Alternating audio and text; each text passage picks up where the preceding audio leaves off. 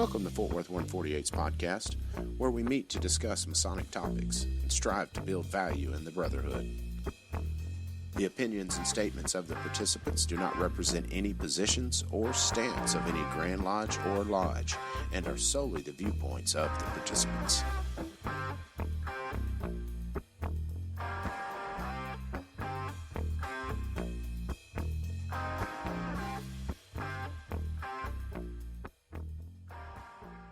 This is Billy Hamilton, past master of Fort Worth 148, and I guess for this weekend it's applicable to say past master of Texas Lodge of Research now. Yes, that's right.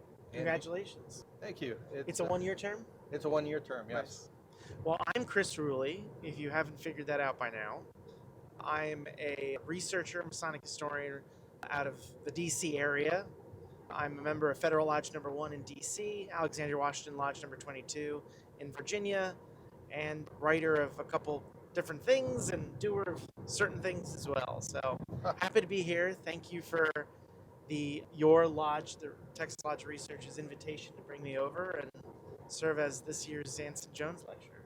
Absolutely. Thank you for joining us and being on this road trip. Yes. More roadcasts. That's what I think. Yeah, no, this is great actually, and this is perfect because this setup is going to help with like our Masonicon, because we've been talking about improving our mic setup. And oh, nice. Is perfect. This is great. And let's go to Grand Lodge. So we have some time, by the way. I don't know if you want to stop and get coffee or lunch or whatever. Up to you. I'm on your schedule, sir. Well, so the Hilton won't let us check in until 4. Okay. The Grand Lodge, though, is open. Christian's there. Yeah. So we could always stop in, nerd out, or whatever you want to do. It's up to you. I'm cool with whatever. I need to stop in anyways and get the index from the transactions that aren't included in the concise index that we just posted. I saw that. So you guys published, what was it? It ended in 28? No, 29? 2020, not 2029, 2009. Is that right? 2009. Yeah, so we are a little bit behind. There is a 10 onward or no? There is a gap of 10 years. So we need to add 41 through 50. Okay. Yeah. Who used to do the transaction or the index? Was it the secretary or the editor or? No, it was Master Pete Martinez. Okay. I guess he took it upon himself as one of those labors of love. Man, God bless him. He's the one who compiled all of that through 40, and he would probably still be doing it, but he passed away. Right. So. That requires a certain set of discipline. Yeah, I started. It's really tough. Especially because the way it's done, right? It's not enough to just put, oh, here's the name or here's the person. That's right. It's like you have to look at topics, you know? Yeah. I found I'm helping Brett Morris with some similar indexing work. Okay. And I'm like, I know Brent and I are mathematicians. Okay. We literally can do math. We can do I can sit there and run, equations, and he can help me work through that, and I understand that. Right. He puts an index in front of me or a something that I have to index, and I'm like, I'm an idiot. Like I have to think about this. I'm like, wait, what is this again? And I think I've had so many sessions with him where he's just like, no, you're thinking of it wrong. Think of it this way, and then help me and it's learning a new language. It really is. It's sort of formatting a new language. Well, if you have any advice, I would appreciate it because I'm a data analyst. Oh, so. Okay. Well, the thing he told me was it's location based. Okay. So what I did was I go through this is boring. No one's going to listen to this. Maybe someone will want to listen to this. Right. This is roadcast. It's all open to discussion. But I do names and people first. I do places and names first. Okay. So if I get a name, I run through the first pass and I pick up names. And then that helps me edit that out. And then I do places, people. So then I'll do Grand Lodge or whatever. And then I do topic last because topic is nuts. Okay. Some people do it just page by page. You start on the first page, you go through it, and you just, try to figure it out. Yeah, I usually start with author, title, and then I start looking at the actual subjects. Right. Again, it's brand new to me. Yeah. So literally this week. You just started this week? Yep. Yeah. Do you guys have a Patreon or something? No. I was gonna say, do a Patreon and just record the full transaction of the roadcast. Just let people see the madness. I've been trying to talk Gabe and the Red into doing a Patreon, and but then again, I've been trying to talk them into doing video. Oh yes, You know, video's good. Video makes an impact, and I hate to say it. It's true. So during my year as master at a lodge, Yeah. I kind of like, you know what, I'm master, so I'm going to make some calls, and we did video, and we had, Nice. and I don't know if it's because we had video or because we had, the guests on there, but I was looking at our stats in the 2 most downloaded episodes we had. Video cast. Yeah, but then again, also too, the people we had on there. So the most downloaded video by far that we have is Chick and Tabby Cicero, Okay. and then the second most downloaded is Alon Milo Duquette. Okay. So I don't know if it's because Of the topics. of the topics of the people because they have their own following, Right. or because it's video. It's like I don't know what the special sauce was there, but those definitely got a lot more interest than we usually get. I will say doing video is helpful. I've found, especially with the Supreme Council stuff, Okay. doing video is really helpful for 2 things. Number one, you sort of get more of the banter, the back and forth. People like to see. It's a weird thing, but people like to see other people talk Yeah. and how they talk, which sounds nuts, but it is true. The other thing it does, and this is the social media madness in the brain, is you can take a full video and then cut it into parts for TikTok or for Instagram, and you can do shorts through with that stuff. Yeah, slice and dice it. Yeah, slice and dice. So we often oh, this was really good, but I also will mark down, oh, in the 5-minute mark, you said something really good, that you can do that for like a quick 10-second thing for the social media, for TikTok or whatever. Okay. I will admit, I don't have TikTok. I don't I use don't either. TikTok. I think it's gonna be like shut down anytime soon anyway. Like Right. with what's going on, but people tend to appreciate Instagram and short videos, and so they'll go through hundreds of the small little videos before they'll go full video. Right. Yeah. No, it's funny actually. I had someone let me know that there's someone pretending to be me on TikTok, and Oh wow! I looked at, and he sent me a screenshot, and I'm like, son of a bitch, he almost has enough followers on this fake account, to do like live broadcasts. It's Really? like he's almost hitting thresholds. This fake Wow. me. I don't know whether I should be flattered or I horrified. know, that's right. Makes you wonder. So Who's like if I out there was, doing that stuff. it'd be funny if I started my own, and it's like I can't even catch up with the number of followers of Yeah. my doppelganger. That's right. That's wild. So we are on which highway here? We're on 183. We're about to get on 183. 183. Yeah, okay. Airport Freeway is what we I feel call like I've got to narrate the roadcast to let people know what's going on where we are. it. We're passing this wooded area. That's right. There's a ditch here. It's a beautiful ditch. And there's a Bigfoot. That's right. DFW Airport, it's interesting when you look at the stats for the size of it, right? It's one of the largest airports in the world, and the square area larger than the island of Manhattan. Oh, okay. All right. Yeah, total Still order crazy. of magnitude. Yeah, Still legitimately nuts. yeah, because when you're in Manhattan, it seems huge, and it's Yeah. hard to believe. It's just kind of like that spit of land. Right. So, do people come? So, if you're going to the Grand Lodge building for a communication or whatever, Right. and if you're not living local, do people fly into this airport, or do they go to a different airport, or do most people just drive? Most people drive, Okay. but if you're going to fly in, you're going to fly in either to Austin or DFW. Okay. In DFW is probably a better rate. Nice. Yeah, because a lot of times you'll have to fly into DFW and then hop to Austin, so it doesn't make sense. That doesn't make sense at all. Yeah. We just rolled by a large piece of plywood. This is we are roadcasting, man. Yeah, it's amazing the stuff you see on the. Well, I'm sure DC is kind of the same way. It's Yeah. like, oh yeah, on the third lane there's a couch. There was an inflatable Santa, or a deflated Santa, I should say, that knocked out like one portion I think it was during Christmas time. I think it was some like a Salvation Army truck that had stuff in the back, Okay. and like it crashed with another car, and then like somehow it just sent stuff flying, and so there was a like deflated Santa balloon on the ground, just causing chaos. I'm like, this is DC right now. This is what's happening right now. It's like tragedy, but in a festive mood. Yeah, that's right. Festive death. That should be Festive a death. metal band's That's right. name. Yeah. Yes. At minimum, hot sauce flavor. Minimum hot sauce flavor. That's the other thing we were thinking of doing, like emulating different like activities that you see on YouTube, like the Hot Ones. Oh yeah. So we were thinking about doing something like that. And they're like, "Do you want to do this?" I'm like, "I don't think I'm emotionally ready to do that. I don't think I'm not there yet. I don't want to do masonry and Hot Ones." Well, and then you have to worry about, is there going to be an issue? Because the guy who does Hot Ones is probably going to be like, "What the hell are you doing?" Oh yes, copyright. Yeah. That's right.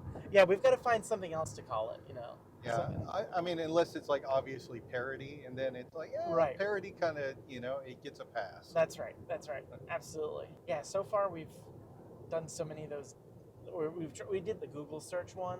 Okay. No one called us out on that, which was good. And we did like 5 or 6 sets of cards, and I'm sure the autocomplete it's called. So if anyone Googles it, it's just Google autocomplete videos. We've done those. That was good. And I literally told Maynard, I was like, let's just rip this. Worst case scenario, they tell us to shut it down. That's okay. But no one's, we don't have 1 million viewers or anything. It's not like, it's not like the actual Hot Ones. Well, you could always do, I mean, I'm just brainstorming Yeah. here, but like, ChatGPT, write me a Masonic ritual. That's right. Did you see that? What is it? It was Joe Joe Ages shared that. Yeah. I'm curious to see what the inputs was for that. Like, did they just upload stuff from like the Count Calistrago, like all those PDFs and stuff, and add it? I'm curious. He how said did something that. about that. That's how they trained it, was they just had to be. fed it all the ritual. Yeah. So is that a violation of Masonic obligations? Oh, it's not Masonic though. Illuminati? No. Oh, okay. So it's not just Masonic. It's all secret society or anything that they could find online that they had. So no, for that Illuminati bot or Yeah. whatever, no, it's just trained on Illuminati manuscripts. Oh, okay. I thought it was like Masonic and fraternal societies as well. Yeah, no, I mean, Clearly, I didn't read the Facebook post well enough. there is some crossover though, right? Because some of the Illuminati degrees were Masonic degrees, Sure. right? Sure. And they emulated, well, but not in a version that we use here though, because it would have emulated strict observance, Right. and Baron von Hunt's, which doesn't really have any impact on American ritual. Do you like ritual? Do you consider yourself a ritualist? Yes, actually, I'm one of those nerds that it's like, Nerd alert. yeah, I prefer to, I enjoy memorizing ritual. Memorizing ritual. Yeah, Interesting. and reading ritual, right? So like, yeah, so I have all those books, Joe Age's books on the Illuminati ritual, but like Art de Hoyos is consigned to the flames, and Right. and as a matter of fact, that is what Art is finishing up the intro for my next book, which is going to be Nice. the 36-degree system for the Ancient Oriental Order of Ishmael. It was a Ishmael. 36-degree system practiced by Kenneth Mackenzie, F.G. Irwin, John What time Yarker. frame are we talking here? So this would be 1872 is the first that I see it show up in letters that were written Okay. between like Mackenzie and Irwin. Okay. He claims, of course, that it's older, but I mean, during that time, it's like, oh yeah, it's ancient, totally ancient, Right. given to me by hidden masters. I can't tell you, In a scroll somewhere. Yeah. Yeah. they telecommunicate. It's Even better. Yeah, but no, he actually said, yeah, I was in Paris, I was visiting my father. His father was a surgeon, Kenneth Okay. Mackenzie. Okay. And I met this Arab professor at one of the French universities, and he initiated me into this order, and he made me the English representative. And when you read the letters, especially because Francis George Irwin, he was very much a ritual collector. Okay. And he also brought a lot of stuff that we use today, right? The Knights of Constantinople was propagated by him. Red Branch of Erie was Okay. all him, actually. Okay. So they were involved in slightly involved in the Allied Masonic degrees. What became the Allied Right, Masonic right, degrees? right. Yeah, they were actually proposing. So there was a council of Allied Masonic degrees in England at the time. Right. And Irwin and Mackenzie were like, no, we're going to do our own thing. It's going to be this council of orders. Perfect. Because, we got to be in charge. It's our own thing now. Yeah. Yoink, we're taking this. So, and it's kind of funny, though, that after all this time, Irwin's stuff ends up becoming Allied Masonic degrees. Right. Because that's what they were trying to circumvent. So Ishmael, it's supposed to be like an Islamic degree system based on like the builders of the Kaaba and the builders of the pyramids. And it supposedly goes back, and actually even the documentation that they came up with, the history of the order talks about that it is probably the oldest fraternal order in the world. Yeah, and it was propagated from the times of Ishmael and Abraham, and actually the story starts with Abraham. In the degree system, the very first degree begins with Abraham when he's fleeing from Nimrod and the Chaldees, because Nimrod demands that they worship idols. And Abraham's like, no, I can't do that. And so he flees with his family west into the desert, and there he is taken in by a tribe of desert nomads, and they initiate him into their tribe, kind of. Right. But then as he progresses and he gets higher into it, then it becomes this whole elemental temple thing. A little alchemy, you mean? Oh yeah. So it's very cool. Where does the 36, or is it sort of? So it's broken up into 4 series of 9 degrees. Wow. And the 1st through the 27th is available to any member. The 28th through the 36th are knighthoods. They're very honorary. Okay. And there's a restriction on how many you can have. Like the 36th degree, there can only be 9 people, period, right? And they're members of the grand body. Okay. And then I think you have like 15, 21, and so it goes, it grows, it becomes a pyramid. Right. But the knighthood orders are very cool because we're both Knight Templars, right? It's Sure. like, oh yeah, we're familiar with knighthood. But right. when we read this, it's like you are now a knight of, Darius. Crescent. Yeah. And in each one of them, it takes a specific personage, and it has a lesson based on that person. And so it will say, you are now a knight of Darius. And there will be, you will now be proclaimed. And you are officially proclaimed with like trumpets and everything. And then you are marched with an escort to your seat. And there's a banner. And so with each one of these knighthoods, you get a banner. And so at the end of this, right, there's 9 in the series. So at the end of it, you are supposed to have like 9 banners and they call it a stable. You will be escorted back to your stable, Fascinating. And so I'm like, how cool would that be? It's like, I have my own banner, and I have, like, as I sit down, you could tell by looking at someone how progressed they are. Yeah. Where did you come up? I mean, not come up. Excuse me. Where did you find this? So originally, I saw mentioned somewhere online as I was doing research for something else, and you know how it is. You find, there was this order, and then like no other. I think I was originally looking up the Society of 8. Okay. And because the same people were involved with the Society of 8 as were involved in Ishmael and the ancient and primitive rites, it's all the same guys. I mean, these guys were. We talk about the innovators like J. Ray Shute in North Carolina, right, and his guys. These were the predecessors of Shute. The early class, the class before Shute. Yeah. And there was, so as I'm looking at anything I can find about the Society of 8, because I'm thinking alchemy, it's got to be cool, right? And, sure. I come across this reference of Order of Ishmael, and so I start looking on the internet, and there's almost nothing on them. And so I start looking into it more and more. I had a trip to England coming up, and I'm like, what can I research at UGLE? Right. And so I asked them for everything they had. Anything I thought may be related to Ishmael, and a couple of other things. because you never go research just one item. So I have Good like luck. a laundry of lists. Yeah, you'll be done in 30 minutes or an hour. So I show up. They had 3 boxes just full of material over the course of 2 days. And when you have that much stuff, you don't have the time to actually read through it. Yeah. So I just took pictures of That's everything. scanning. Yep. That's at that point you're just scanning, and hopefully the picture comes out well that you can read it again.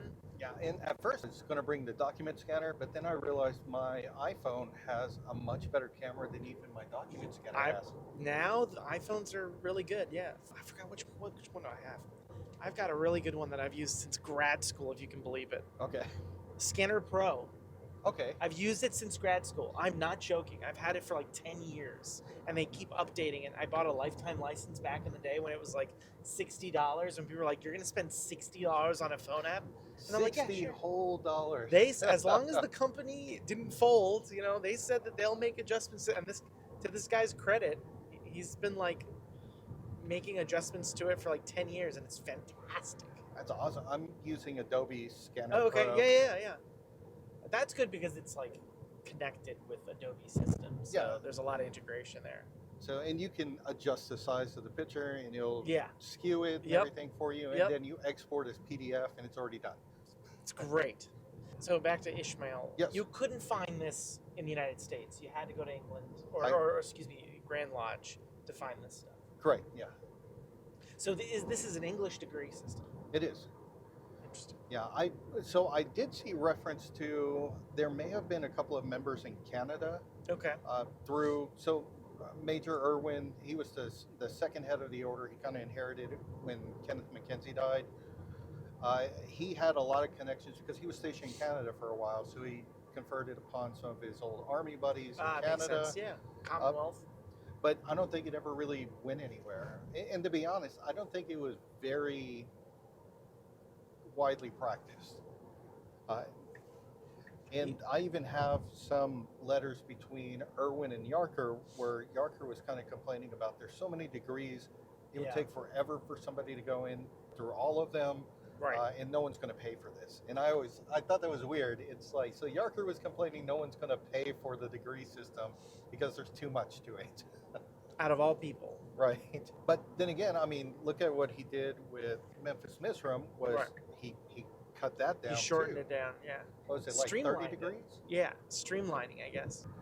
So, but I showed up at the library, and it's funny because they told me that no one had asked for that material in as long as they, remember. Fascinating. But yet, when I showed up, Pierre Molière, Yeah, Pierre, sure, out of France. he was there, and Martin Cherry asked, "Hey, would you mind?" Because Pierre happened to ask for some of the same material. Would you mind sharing it? I'm like, no, not at all. Yeah. So I got to meet Pierre. Very nice. So fantastic guy, and it was weird that nobody ever wanted this, and 2 guys show up on the same day Interesting. looking at the same material. But he was looking for the French connection, with Right. Ishmael. And yeah, I mean, unfortunately, there's really not much there. So I'd love to know if he has anything in his archive. Yeah. Because the only thing I saw was, so there was a member who was trying to get in, and Mackenzie was being kind of coy about it, and it actually led to a blow up between Mackenzie and Irwin. Okay. But Irwin was trying to get this other guy in. This other guy wrote to Mackenzie. Mackenzie's like, "Oh yeah, write to the Secretary General in Paris. Here's his name and address." And so the guy writes to him, and about 9 months later gets the letter back from the dead letter office. It went nowhere. And I'm thinking, Mackenzie probably knew, and that was a way of just blowing this guy up. Weird. But that led to the blow up between Irwin and Mackenzie, where Irwin actually states, "Hey, you could probably write all the ritual in the world. I have no doubt that you Right. have the ability, but you need to stop being so coy about it. If Right. we're going to do it, let's do Let's it. do it. You Yeah. know, I've been asking for the ritual now as a member for the past 2 years at this point, and every time there's something coming up. So let's either do it or stop talking about it." Right. And then Mackenzie takes it the wrong way. When the guy who had the dead letter returned to him, when he tells Irwin about it, and he writes to Mackenzie after that and said, okay, so what now? And Mackenzie's like, Irwin doesn't want to talk about it anymore. So it was a very weird thing. But during that time, the 1880s, all those orders were made up. And right. So you always had to have this pedigree. And even if it was a mythological history, it was super important, I think, it's almost like, unless something was perceived to be ancient, it wasn't taken seriously. Right. Yeah, and I think that was a standard thing in all fraternities or societies. There was this idea that it's hidden knowledge. It's this, it's sort of through this stuff. It was in ancient Greece or ancient, Egypt. We found these things and they created, and it seems to me as an interest in not just. I mean, Egyptology was big in the 1820s, sort of the early 19th century, but then it sort of grew and expanded into the Middle East. Yeah. Knights Templar, the discussions around the Knights.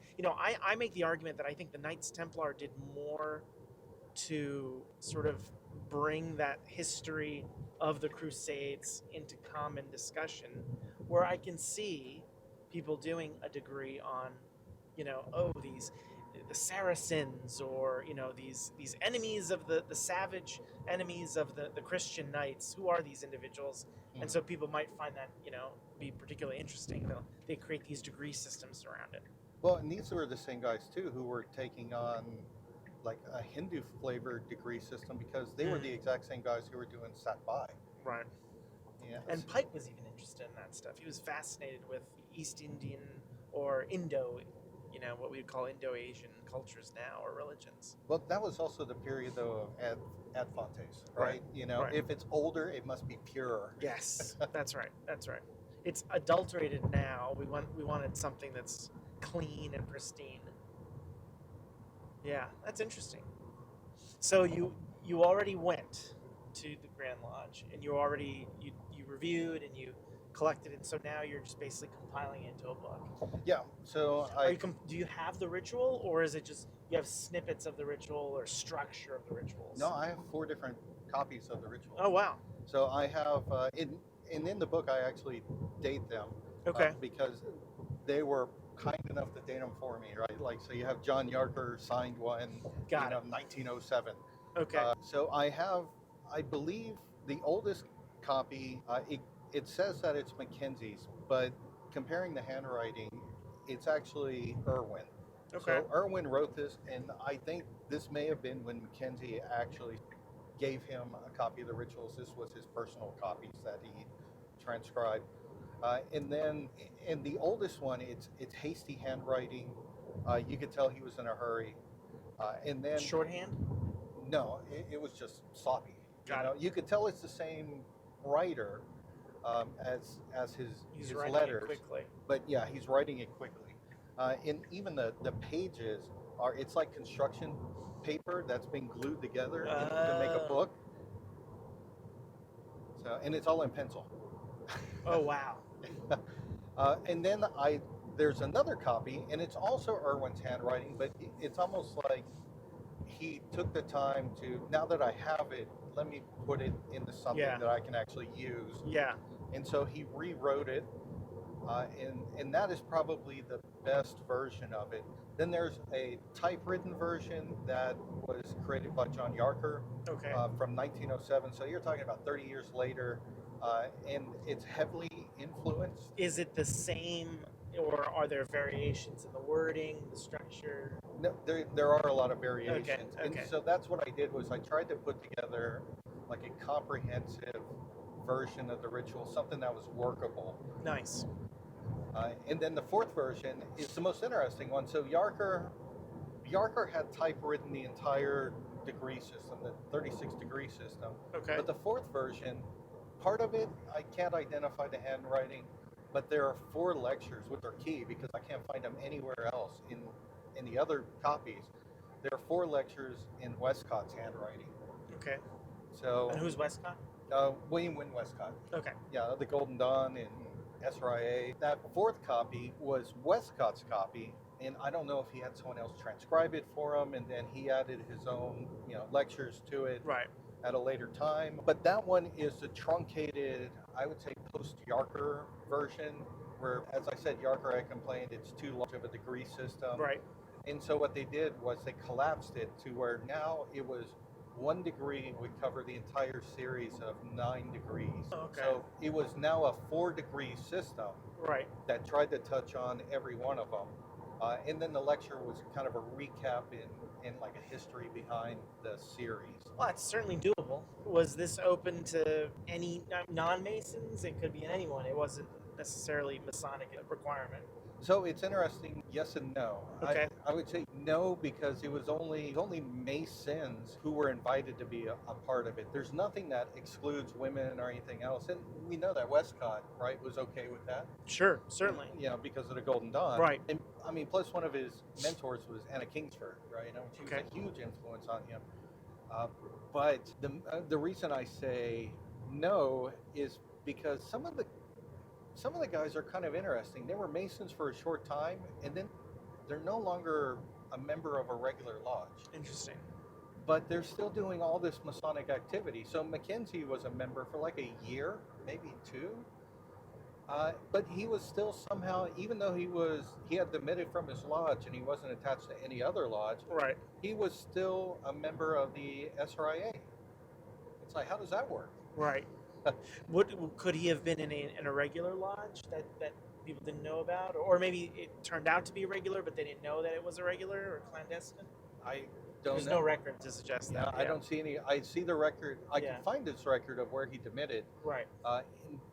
A lot of people may not realize this. On Ancestry.com, UGLE has all of their member records on there. Oh wow. So I was able to actually find when and where Mackenzie, Yarker, Irwin, and Westcott received their degrees. Wow. And you can actually see, when they joined the lodge, when they demitted. So I saw Mackenzie leave the lodge, and I never saw him. I couldn't find any record. It doesn't mean it didn't happen. Right. But there was no record of him being a member anywhere else after that. But he may have had a special pass also, because he was technically a Master Mason, just not associated with any lodge. Right. And his uncle was the Grand Secretary of UGLE. Oh, that helps. And then he had another uncle who was the Prime Minister of Canada. So, but this is weird. This has actually turned into more of an interview of me. So Oh no, this is how we do it, man. This is Roadcast. No rules. So Federal Lodge number 1. Federal number 1. I've been doing some research. Okay. There's 2 papers I'm thinking about doing. It's 2 aspects of the same topic. Okay. The Cherokees, when they came Yes. over to Oklahoma, they didn't just go to Oklahoma. Part of them also went to Texas. And that's an interesting story because, of course, we know them from the Trail of Tears. But there were groups that came over beforehand because they're like, well, this government has not dealt with us in a good way. So we're going to go west, and maybe we can kind of keep out of their range so they stop messing with us. Right. So there was a group of Texas Cherokee under Chief John Bowles. Mm-hmm. Chief John Bowles was a good friend of Sam Houston. And there's even anecdotal evidence that he may have been married to one of John Bowles' daughter, Sam Houston. Okay. Right? And Sam Houston was accepted by the Cherokees. This wasn't a polygamous situation, was it? No. Okay. No. One at a time, from what I can see. Okay. So John Bowles and Sam Houston were good friends. Okay. Bowles stayed with Houston several times, and Houston had given Chief Bowles a hat, a vest, and a cavalry saber. While Sam Houston was president of the Republic of Texas, he was also trying to work out a treaty with the Texas Cherokee. That's right. And when Marable Lamar became president, so some say that he decided that he wasn't going to honor any of the treaties that Sam Houston was working on. And so there was Marable Lamar was a Texas Mason. Actually, every president, vice president, and secretary of state for the Republic of Texas were Was Masons. Masons. Another Mason, who was General Burleson, was tasked to go kick the Texas Cherokee out of Texas. So he goes and he meets with with John Bowles and says, the president has decided that we need you to vacate this land because there were settlers who were already trying to encroach on the land. So Right. it's like, okay, we'll clear them out. Right. And so Chief Bowles, he goes back to his people, and the decision is made if the Texian army would give them time to harvest their crops, they would voluntarily leave. Okay.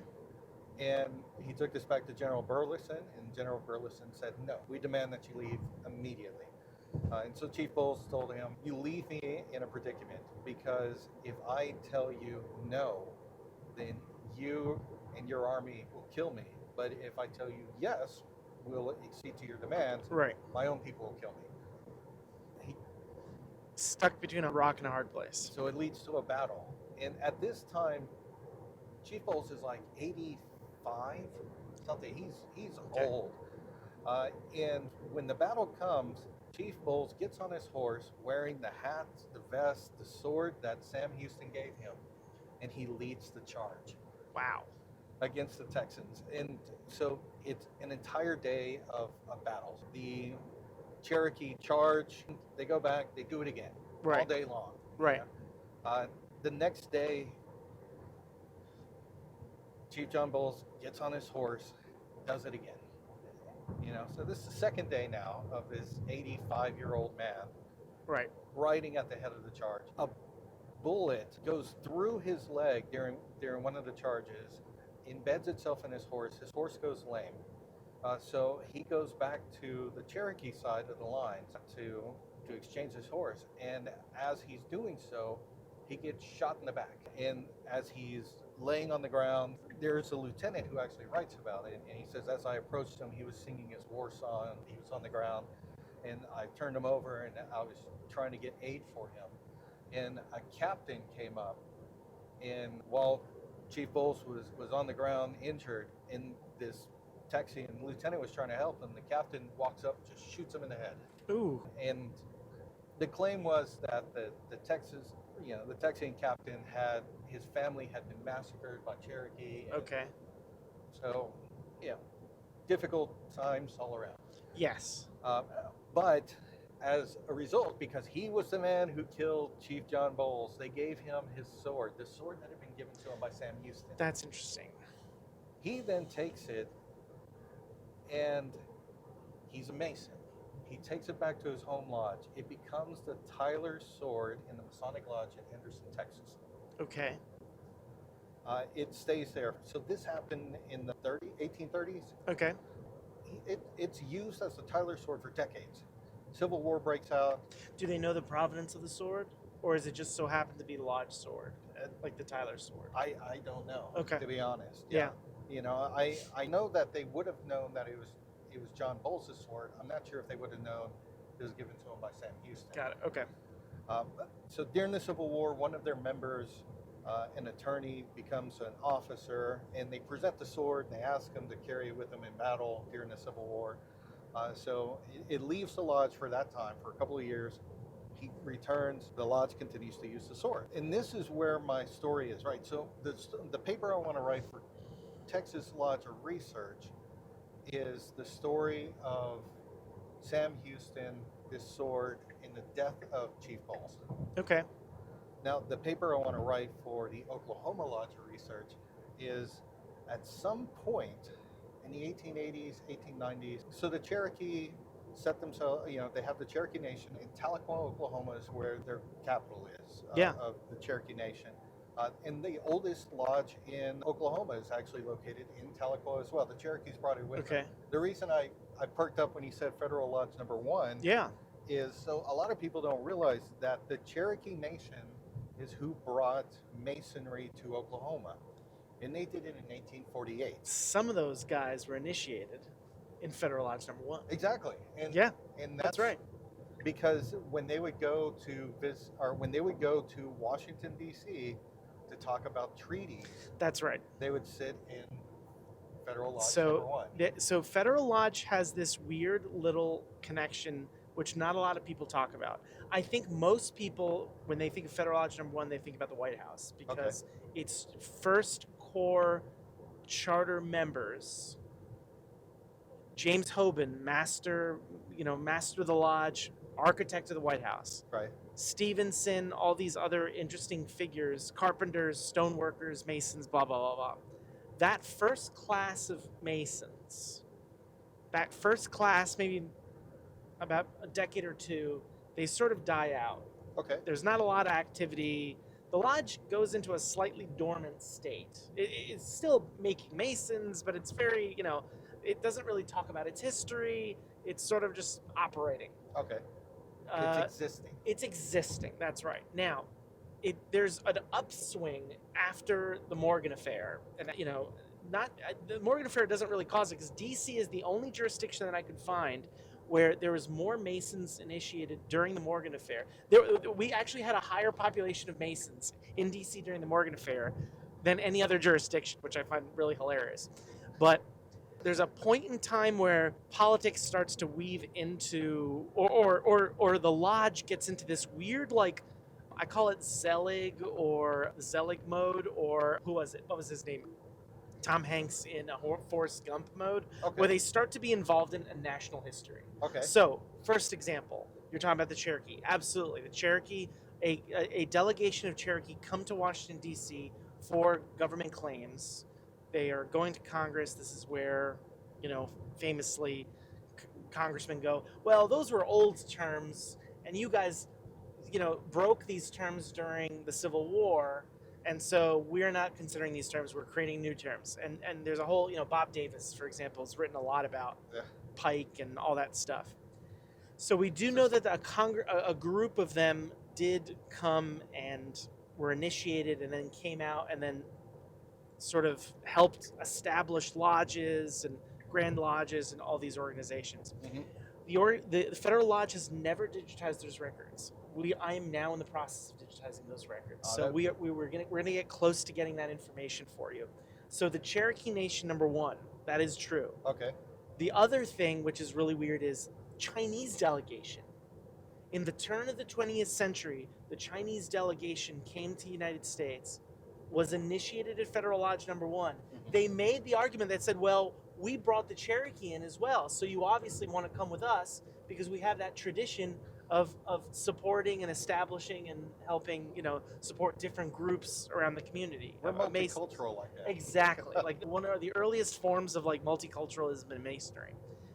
The head of the organization, the delegation, goes back to the Imperial China, and it becomes, I think, the finance minister. Okay. So there's this real interesting connection of Masonry in China, starting from Federal Lodge number one as well. Amazing. In the 1840s, a guy named Duff Green, I don't know if you're familiar with that name. If you're familiar with Tennessee Masonry, Duff Green was one of Andrew Jackson's part of his kitchen cabinet. Okay. Duff Green was in charge of a couple different newspapers. He then purchased a newspaper in D.C. and started to put out a lot of, pro-Jackson government stuff. Duff Green joins the lodge. He was already Mason. Joins Federal Lodge, affiliates, I believe, and then becomes master in 1 or 2 years and uses the lodge as a I don't know what to call it, but a sort of arm of social life in Freemasonry in D.C. Okay.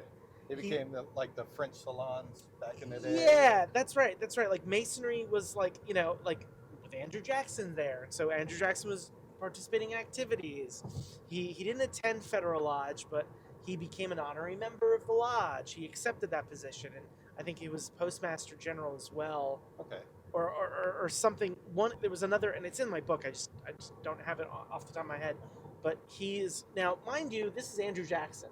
Okay. This is the guy that's kicking out, who's helping push these tribes out of their territories.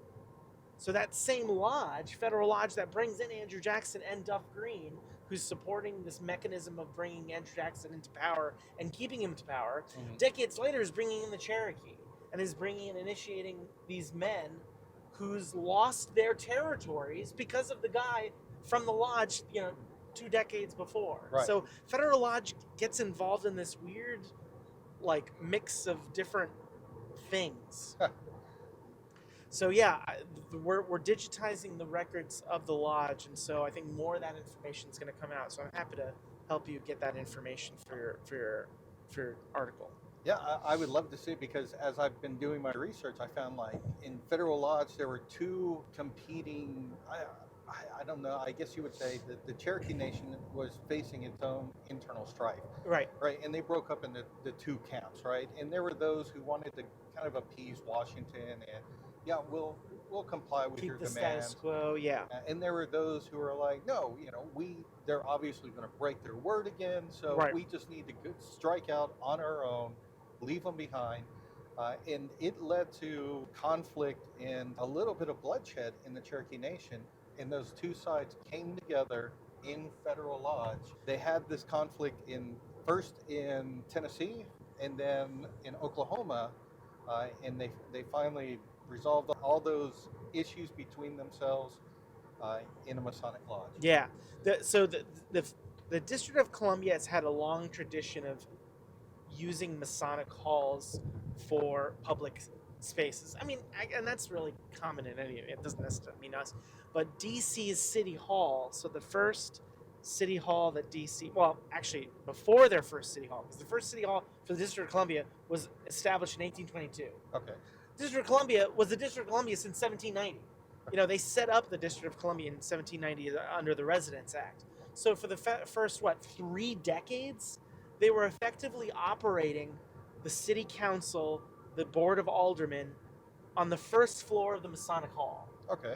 So to me, when they say, oh yeah, these Masons, they went to the City Hall, or they went to the Masonic Hall to do their business. Well, yeah, because there's a history, tradition of 3 decades of, you go to the Masonic Hall, the first floor, to pay your taxes, to meet the City Council, to do all this stuff. So, and by the way, where that City Hall now would be where the Trump Hotel, or whatever the Waldorf Hotel is. So it's only a block or two away from the White House. Okay. Now, over time, the physical needs of the District of Columbia's Masons was so that they needed to move out into a bigger space. And so they sold that property. That property then it first became, at least according to our history, it first was sold to Freemasons of African descent. Okay.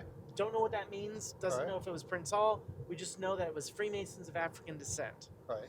And then over time, that land was then purchased to become the post office. So the big post office building in the district, and then it became the Trump Hotel, and then the Waldorf, I think it is now. Okay. I don't remember what it is. It might be the Ritz-Carlton, actually, whatever it is now. But yeah, so there's certainly a lot of history with DC and City Hall and city activities and the Cherokee. There's a great story, if you mind me telling. Yeah, absolutely. In 1904, when they were trying to build their most sort of the largest Masonic hall, they had this huge Masonic fair, and it was called the National Masonic Exposition, or it was the National Masonic Exposition and Fair. And it was Federal Lodge's Chinese delegation, the same guys that got initiated, that went to the Emperor of China and said, we'd like to donate something to the fair as a fundraiser.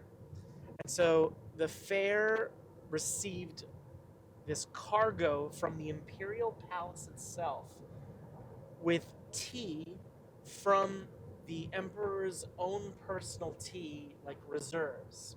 Apparently, back in the day, they didn't have photography, so newspaper journalists did a very good job of describing stuff because they didn't have photographs to do it. Right. And so the journalist wrote something to the effect of that it was all these teas were in individual packets with the Emperor's personal seal on it with a gold leaf, and it was given out as fundraiser for Federal Lodge number 1. I'm almost certain that Cherokee or indigenous tribes somewhat also contributed through Federal Lodge because we got money from Wild Bill from the company, his touring company.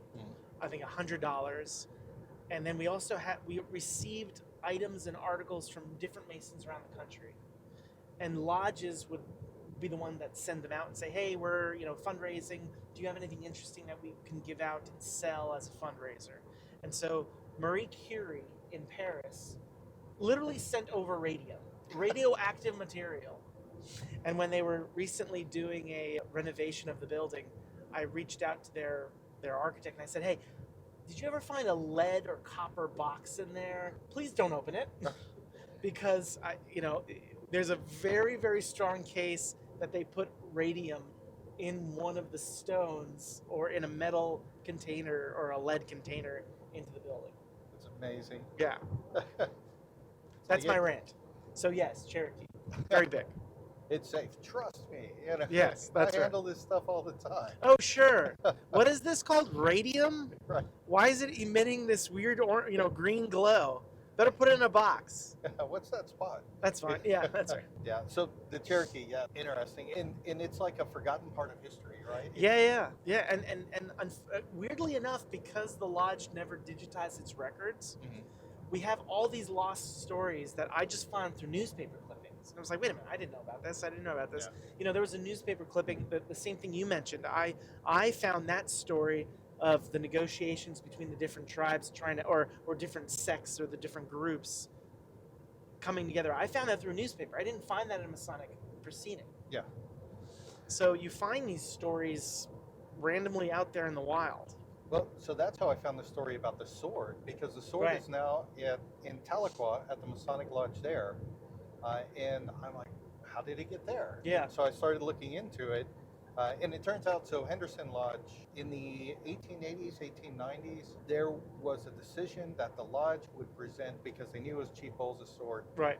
They were going to present it to the Cherokee Nation. And what's interesting is I've talked to a couple of members of that lodge. Right.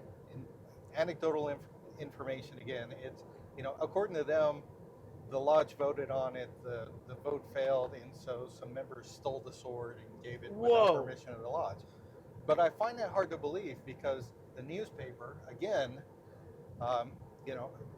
is a wealth of information for researchers. That's right. I found that there was a doctor who had traveled to Texas, and he was given the sword and asked to present it to the Cherokee Nation when he returned to Tahlequah. And so the Cherokee Nation, they held a joint session of their legislature. He was formally received by the legislature. So there you go. And the principal chief of the Cherokee Nation made a big presentation about it. It was in all the newspapers. Wow. And the Cherokee Nation legislature drafted a proclamation of thanks to the Masonic Lodge in Henderson. Nice. And so it's like, that wouldn't have happened if That's it right. was a That's stolen sword. Yeah. So this was official, and I think everyone just forgot about it. And so Yeah. now the story is, oh yeah, they stole it. Of Yes. course. How else would it arrive? How many other how many? I think it's that's the problem with Masonic research. I would find it's that there's the telephone game effect, where it's like all of a sudden the story, a story morphs over time, over decades perhaps. And then the other thing is just like non-reliable narrators for Masonic histories. So you'll have a good Masonic history written by a brother, and they'll say, well, we don't have information, but we think this is what happened. Right. And then all of a sudden someone takes that and goes, well, this is what happened because it's in this book. It's like, well, that's not really true at all. It becomes a self-perpetuating myth. Yeah. It's The whole like Lafayette, Marquis de Lafayette giving George Washington an apron. The first story, the origin of that story comes from in 1904. Lafayette never gave George Washington an apron. His wife never was an expert on French or symbology, that she's sitting there creating the apron and then giving it to Lafayette and going, all right, numbnuts, go and give this to George Washington. When you go to, giving an apron to the President of the United States at the time, because in 1784, Lafayette returns to the United States. Right. There was a horde of reporters following everything that he does. If the guy spat on a Mason, someone wrote it down. And so the fact that there's no record of him even giving that gift, no record of Washington, thanking him for it, and letters of correspondence. So it's just these stories that people make up, and then all of a sudden people write Texas Lodge of Research papers on it. Well, I'm sure no one's written about it. Well, because it's in a book that's over 100 It's in a years book. old. It has to be true, Correct. right? That's right. I'm going to properly cite it in the proper formation, and it is legit. Yeah. Well, thank you for doing the due diligence of citing your sources. I appreciate that, because God forbid we still get papers that are like, this sentence is not cited. Yeah. And this is an important sentence. You got to show me your work. So yeah, it's interesting.